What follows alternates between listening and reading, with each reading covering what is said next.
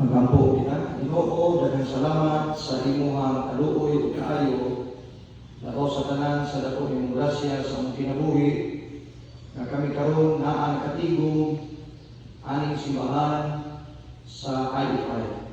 Uban sa mga bishops, pastors, church leaders, ani adini karon. Ang among tumong tinguha mao ang mapag-angko sa imong bugtong anak nga si Jesus. Nga unta kaming tanan nga iusa tungod sa gugma ni Kristo na naa sa matag-usa kanamo. Ginoo sa among pagkadayon, ilabi na sa pagpaminaw sa imong pulong, imo kaming gamiton, labi na ako nga magabatbat niini. Salamat kaayo sa kahigayunan imong gihatag karon akuna. Kining tanan among isalig o ipasalamatan pinaagi sa pangalan ni Jesus. Amen. Mayong hapon kanang tanan.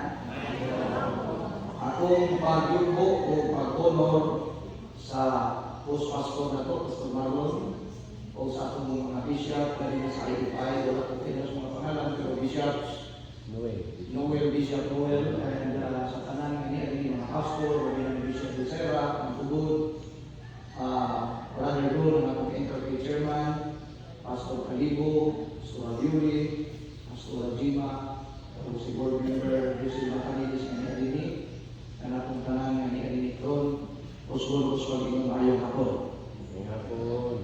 Karon akong ibasa sa dili malugay ang pulong sa Ginoo nga mao'y dugukanan sa pangisgutan kay sa John chapter 17 na nakampo si Jesus na unta ang mga magtotoo niya may usa. O giprove nato sa langaw ni Lord sa hinahinay na paagi nga ang mga church leaders na makatambong niining ato ang panagiusa sa interfaith langaw ni Lord mahimo nga matuman gyud ang pangandoy sa Ginoo sa atong matag-usa ka kinabuhi. O open prayer ni Jesus nga that we may be one. Na unta kita magkausa mausap sama na siya o kanyang kamahan usara. And we all believe mga kaisuunan nga we have a triune God, the Father, the Son, and the Holy Spirit. Sila ang nagpamatuod nga dili lang pamilya ang Ginoo kaya gipromote ang family.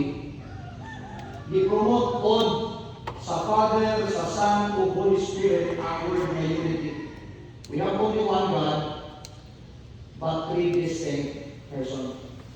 Usa ka Diyos, pero tulo ka personahe, na apang bisan o tulo ka personahe, nagkaiusa sila. Ang Ama nagplano sa kaluwasan, ang Anak namatay sa cross, i-execute salvation, and the witness is the Holy Spirit. And that is why we are called Christians. Nailalim ang ngalan sa mga religiyon, apan ito o kita na Kristohanon kita na. Amen? Tungod kay dito ko kita ni Kristo. Ako ba mingon na Kristohanon ko kay di ko Muslim. Kristohanon ka kay dito ko ta or magtutuo ka or follower ka sa atong Ginoong Jesucristo. Amen? So ako kanak na may usa ka anang mga bukana, anang mga nabita. Doon mga punto sa atong kinabuhi nga dili na usahay ng usa, ilabi na kung makita ng mga pamilya na managsuon gani, managlaylaring batasan. Normal na siya, no? Nga sa usa ka pamilya na inaglaylaring ang tawag na sa Biblia, gisulat ni Apostol Pablo, unity in diversity. Gusto na ipaabot sa atong matag-usa ka huna-huna, karon naghapunon, nga wala na pasabot nga dili ka uniform. We are not united because unity is not uniformity. Usahay diverse ta, lain-lain ta, pero pwede ta maghiusa. Sa dinong ko pa sa pamilya, managlahi-lahi batasan ang mga igsuon, dunay usa ka bilikanan, apan sa lain sa batasan, pero kung pilion nilang kalinaw, gugma, panaghiusa, lain sa prinsipyo, gibarugan sa kinabuhi, apan pwede silang mag-resituay o maghiusa gihapon sa ilang mga vision o plano sa ilang pamilya. Amen? Makabot ang kalinaw, makabot ang kalipay, makabot ang maayong mapaglantaw sa pamilya, nga nindot ang tanungan sa ilang katuan na destinasyon. Asa kaingon ang ilang pamilya, ilang lambo ang uswag, na bisan na kanilain siya kurso, na ilaing trabaho ang anasuon, pero usahay may bingkil-bingkil, hindi pa nakalikayan, kaya isa mo rin nagkabingkil-bingkil po usahay, hindi naman kung sakot sa pamilya, magkagalis-lalis, kaya lagi naging baruganan, prinsipyo, batasan, na hinilumon, na ay sabaan, ay kabitan, kunya magkagalis-lalis. Pero at the end of the day, isuon na gano'n sila.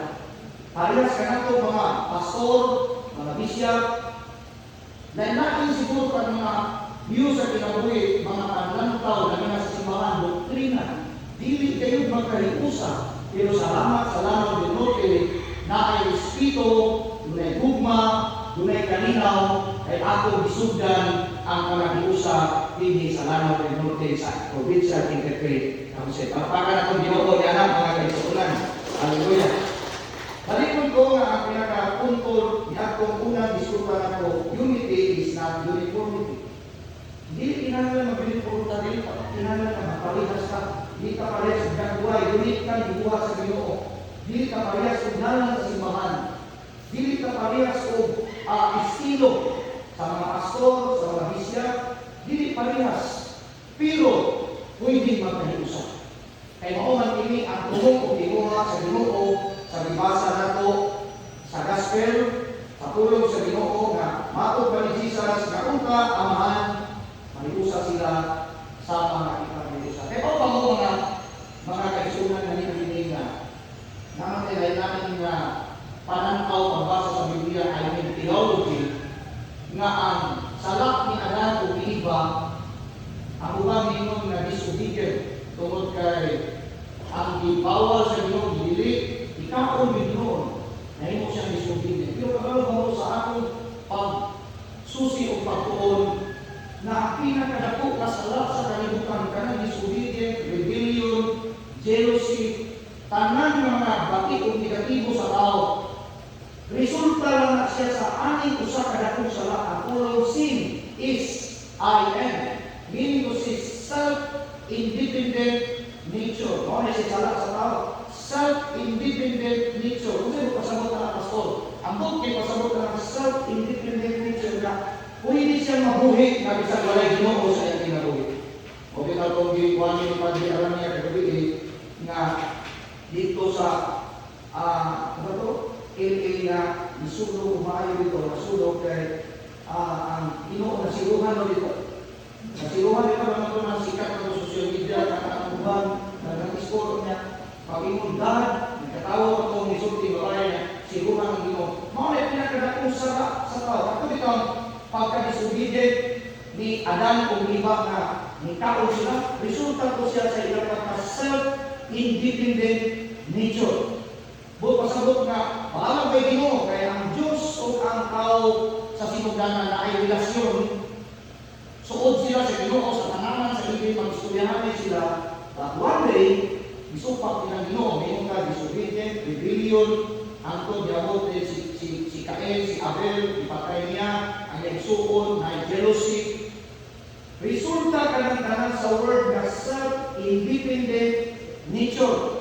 Ang buti pasabot nga gusto unta ang Ginoo mga kaigsuunan na niya karon na hapon, na dili unta ka ang salak na self-independent nature, dependent unta ka sa Ginoo. Nakakaroon sa ilalong sa simbahan sa Iglesia Pilipina Independente. Hindi na may pasabot sa akong gisulti na sin, lahi na kapagka-independente, lahi na kamili asa na na-independente o pero sa inyong istorya na. Pero ang gusto pasabot ng sala, independente kita sa Ginoo. Ang gusto sino, dependent ka sa iyang kaluoy, sa iyang hugma, sa iyang grasya, sa iyang pagka-Diyos sa kinabuhi nato. Dili ka magsalit sa akong kaugalingong kusog, abilidad, magkainsa ka sa kalibutan, kung sa may rambunan ko sa kalibutan, maunay pinagalan ko sa tao. Ito yung mayroong example na ito. Ikalawang na example, kinundong mo nga ang tao, kung nag-isang independent nature na magbuha ko turi, labaw santo sa langit, nga mo labaw pa sa Ginoo. Inana, di ka tawag, here. What I see, self-independent nature.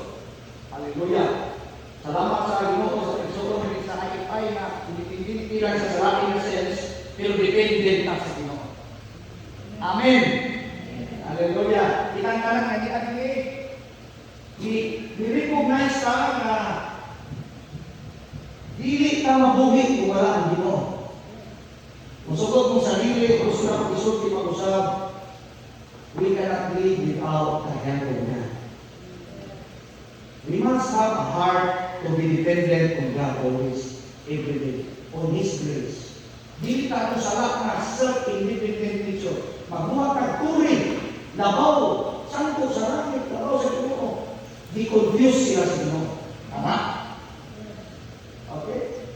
Mora ang dako na sa self-independent nature. All of these sins are the product of that old sin, acronym self-independent nature. Yung sa kang lakon natin makabalik ka sa Ginoo na. Sayon na kayo kapag-ribak na to.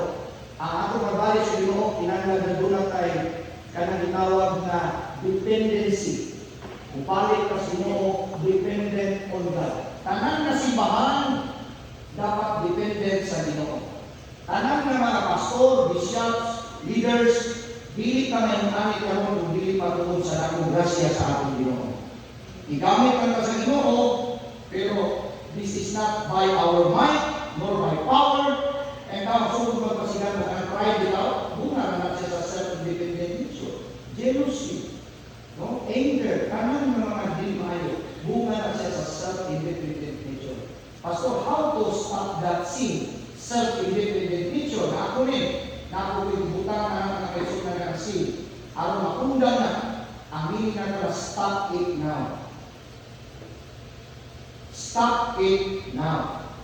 Aron mahulong ng self-independent nature, stop it now. Kanang-kanang nasalat na ako nasa panahon ng isulat sa Biblia. Resulta, bunga sa pulong na self-independent nature. Hallelujah. Amen? Kapag ba mo doon yung natin babag, ano di ka mag-iusa? Usa na ang konsultin ninyo ka ng word na comparison. Ikaduha, competition. Ma-apply na isa-asa. Ikatulo ka ng word na jealousy. Usa na comparison, compare. Ang pastor, sa mga pastor, basta kalimutan sa pastor. Tingnan ko lang limugan ng pastor kay gamay ka na simbahan. Ay, amo ko, diba ko? Kung simbahan, nabili. Anak, kubay-kubay lang, kami dato dito. Ang kaya siya, wala abilidad ng pastor. Kami, hindi ka amo, abilidad ng dito. Di ba kayo mahingkat, kumauna kami naliti. Tama? Competition. Makikumpit yun, kasi makahiusaran ka. Makikumpitin siya yun na. Hindi ka maging amigo na kay. Dahil nag-religion. Hindi na pala sa ating doktrina. Dahil mabag na pwede hindi ka maghiusap. Pero salamat ng Lord, ipili na ito ang panag-iusap. Palapakan sa natong Ginoo niya na. Hallelujah! So, mauna sa iyo, the jealousy, inggit. Nasuya ka na.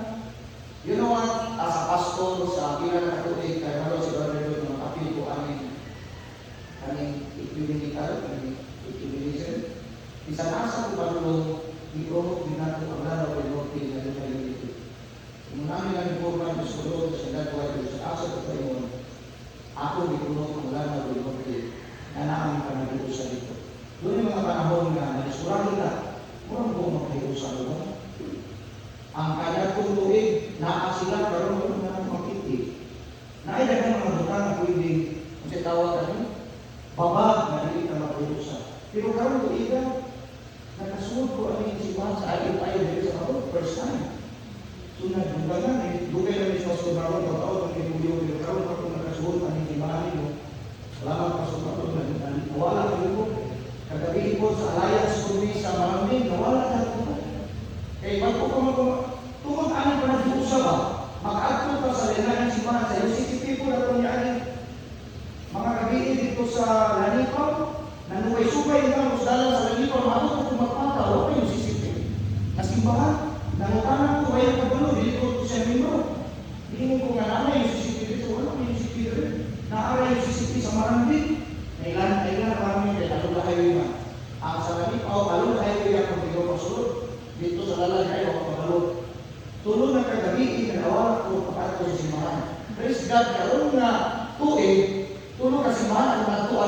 first time. Na ay atong yang tuig, wala na karon pero nakoy mga libugan. Na excited kayo ko nga nagpromote gihapon ta sa kanila sa usapan ng politika mag-istorya na paliwanag ng mga pastor o pari man usay di man kayo sa akod. Kung wala mo kay balo na ako sa libugan sa social media. Ang akong mga baser, duha ka buot kami ang baser sa social media. Pag mag-post ko sa social media, pangin ang iwali sa maanin. Ang akong baser, ang katoliko. Kaya hindi mo magsilbi na, pastor, hindi mo inukod ni Kristo. Ay, hindi mo di ba kita mag-away, kita kay inukod mo sa ni Kristo. Kaya Kristo, ano man ang tanan? Pero wala sa kabalong sa pasulotin sa probinsya sa Lanao del Norte na diusa sa mga katoliko, amigo na kung paano, kauban na kung hindi. Kaya pa, last mga aming mga tuig laway, 2021 kung kumasayo, ako'y nagwali sa katoliko sa Lanipaw. Ako inas na rin doon, masalahan kumuwali sa mga simahan sa katoliko. Kaya sa una, nag-eskwela ako ng theology sa aking pagkapastor dito sa Cagayan. Sa Kabisi na sa Gaisano, dito sa Cagayan, kumapit dito lang si mga katoliko ng kapanagan, masabi mo. Eh, walang sulit na ayaw ko manilang si mga. Wala ka balo ang mga pastor na safety na amin ko ng katoliko, kaya lagi mga mga pastor. Ikalawa ako si Pastor Walter, base ko niya ng Pentecostal, kaya nagtawag nila na ilan ng mga bulan. Kaya naman, kung si Pastor Walter mo magsinagoy o gagawin sa social media, sa Facebook, mayroon ko, tingnan na sa Pastor o Kurman, duha nila kong base, o sa kabalo, amigo naman ko, dahil sa Lanao del Norte, ang tanan mga pastor. Duha gagawin ang base sa social media. Ignon ko po sa kautan ng mga pastor, ang mga pastor, bulpili na siya ng pastor. Amin ka. Nakakasahibig ka rin, nakakasahibig ka. Nindot pag ito sa UCCP, ang pastor ko, kung nagkanta pa ng tanan na, we are the world, we are the children. Kamay ng Jackson, apis pastor kaniko. Nawulit at mabiho na pastor kaniko. Ang utang may pasabot, dili na ka magbangayan, magdibatihay, magpahayagay o doktrina o usa ang atong magawanan. Atong ipromote ang panagiusa. Una sa pagkakalimon, sa kusibahan, sa pamilya, o mukadto na sa gawas, hindi sa interfaith, ipromote na to ang panagiusa sa Lanao del Norte. Daghan nakatda na pastor, paway utak o mga obispo, na unta ang misyon o misyon. Wala natin kung hindi ang panagiusa ka. Namin mga Kristohano na ngayon, pastor, di kayo ka na panagiusa sa mga pamilya, pastor, ang amro kong kauban sa kalibutan sa mga pastor ngayon, kaya magkaiusa na mo, one world government na ta, Antikristo na ta, ang iyon na pag-ibig sa Diyos, magkaiusa o na sila amahan. Di ba? Lain-lain idea, lain-lain mga overview sa ilabuhin. Thanks be to God, na bisan pa na ay usahay mo, ibaw na comparison, competition, jealousy, o mga babag na di ka magkaiusa. Pero nagpabiling, ngayon kita, nangian na ron, nagpamatuod na gusto kita makinusa tungod kay mao kay gusto sa Ginoo sa makakusa sa atong kinabuhi. Palapakan natong Ginoo. Yan. Hindi mo maging saway-saway, Ginoo, hindi na malakayan mga yutat ganang anak niya. At ilo, bitaw, di sa ganang ganang siya ikabalin mo, ng self-independent. Ako rin sakto, siya sa iyo. Hindi ka mahuman na. Tama? Hindi mahuman, pero dami ilang araw na, hindi sa Ayatay, hindi sa Pentecostal, hindi sa Baptist, Alliance, kung sa pa, Katoliko, pagmakita, magminahalay, magkaiusa, hindi pag-away-away, because we want the community, the world, we will make this world, this community a better place to live. O kalalaking gamito sa Ginoo, kundi ang simbahan sa Ginoo. Ay ipay man, Katoliko man, Pentecostal man, Baptist man, tinukod ba mo ni Kristo, kami ay tinukod, kami ay kitang tanan ni ang kundi ay tinukod ka ni Kristo. Amen? Lain-lain ang definition, theology, lain-lain. Ako hindi ka ng social media, hindi ka mag-debate. Kung magkita ka, makita kang pare na gusto mag-debate, hindi ka magkakuta, mag-amigo ka, kaya kita usa sa lawas ng Kristo. Di ba? Ang iyo body of Christ. Lain-lain pati ang lawas sa atin. Na ay mata, hindi pwede ka nga baba. Dami tao na nagway puro baba. Na mata, may ilong, may lunggan, may tiil. Siguro kung sa kanapati na religion o organisasyon o sikta, masipati ka sa tiil, sa kuko, sa bakba, sa buhok. Pero doon na kayo ikaamot sa ginharian sa Ginoo. Pati ka sa lawas ni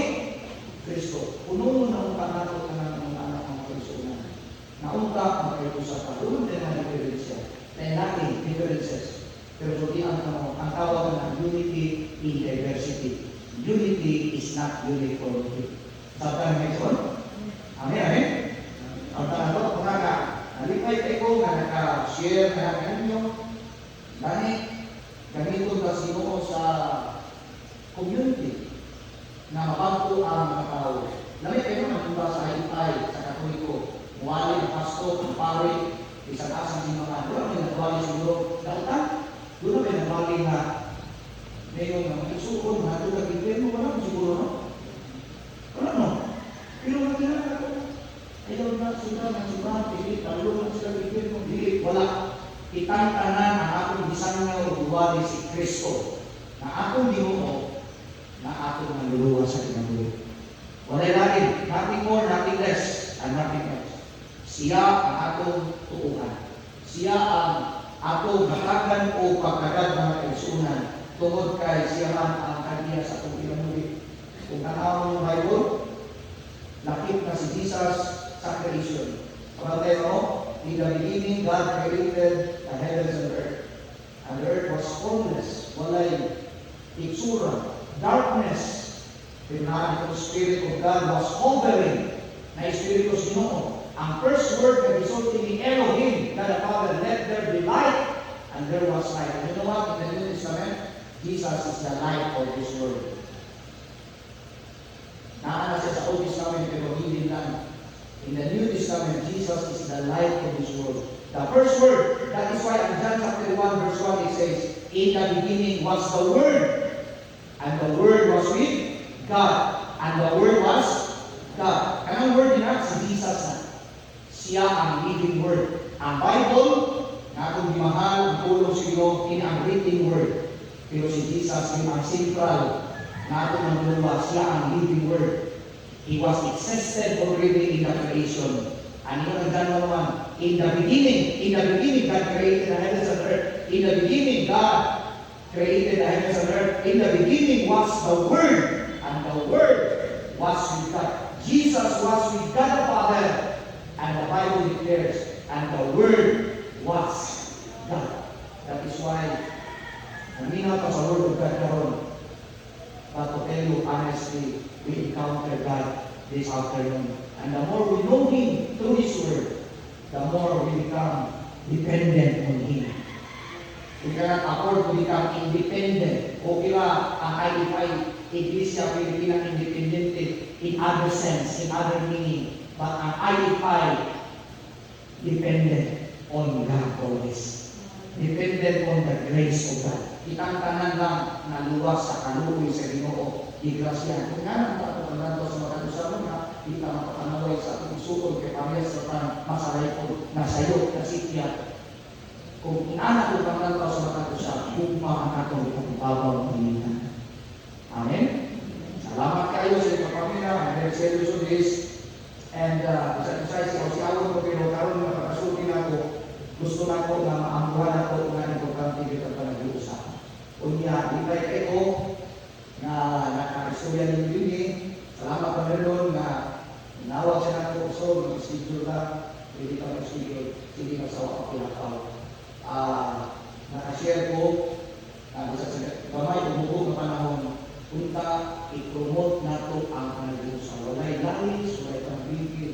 Unang mga lots of reasons and barriers that hinders us na mag-busy kita. But we have all and lots of reasons also na mag-unite ka. O mga yung bottom line, at the end of the day, Christ is our Savior. He is the head of the church. Amen? Salamat, may hapon na nato.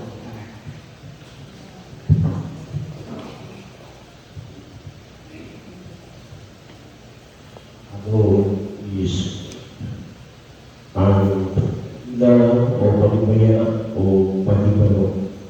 Ini kami na